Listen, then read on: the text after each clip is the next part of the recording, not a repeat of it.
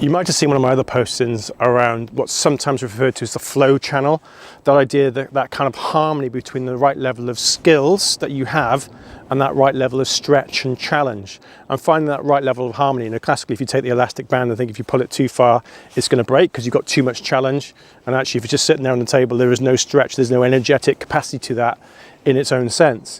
Now, the 4% margin is often talked about quite a lot in terms of that actual harmony and ratio that one would need between just getting you out of that comfort zone, that kind of 4% stretch between who you are and who you're being and what you're doing versus the skills and experience and values that you have and hold. Now, it doesn't mean we can't go above this a little bit, you know, now and again, that's absolutely fine, but of course too much is burnout and stress. And, you know, in athletic terms, you're talking about potential injury. Again, you could be talking about presenting on a subject for too long or one that you're not sure on. And if you up this too much, you're not going to, you know, you do more harm than good. You might injure your audience, if you like. Now, I've talked about this before, but there's a real subtlety to this that I've only just thought of and discovered. I recently trained, and I'll put this in the notes, with the Flow Genome Project, who I talk about all the time. Standing on the shoulders of giants, their work is outstanding, building on the work from Csikszentmihalyi around optimal performance and flow. And I completed their online Flow Fundamentals course. Thoroughly recommend. Take a look at it if it's for you. And I've referenced their work, so there's probably a chance to look through what I've done from my blogs and postings and comments on the website that completely feed into that. So take a look at that, or of course their own site and everything else. Now, the big deal about the 4% is what is 4% of your day. So 4% of 24 hours, albeit I know we're sleeping for some of that, is actually about an hour. So what we did with the program, the Flow Fundamentals online course, is they talked about this power hour. And it's something I've done, you know, through a whole practice around energy mapping.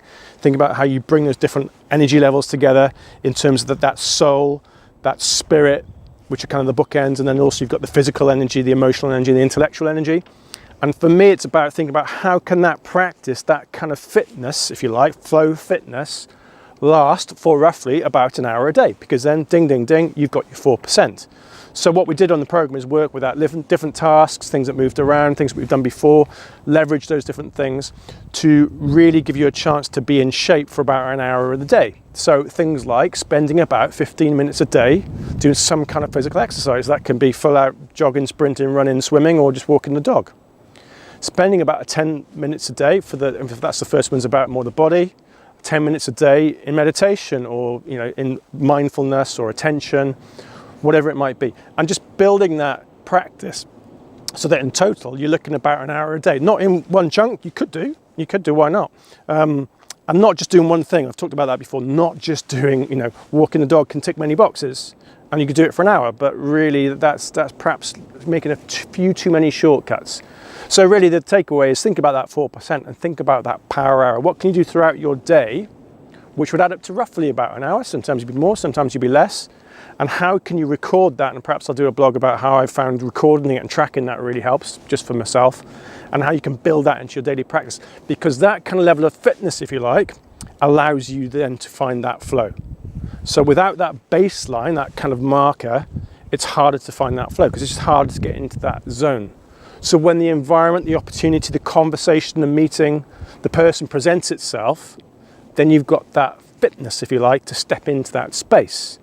The boldness to ask the question, the confidence to speak up, the ability to present, or whatever it might be. So 4% and a power hour, great practice. Have a look at the Flow Fundamentals course, and I thoroughly recommend that.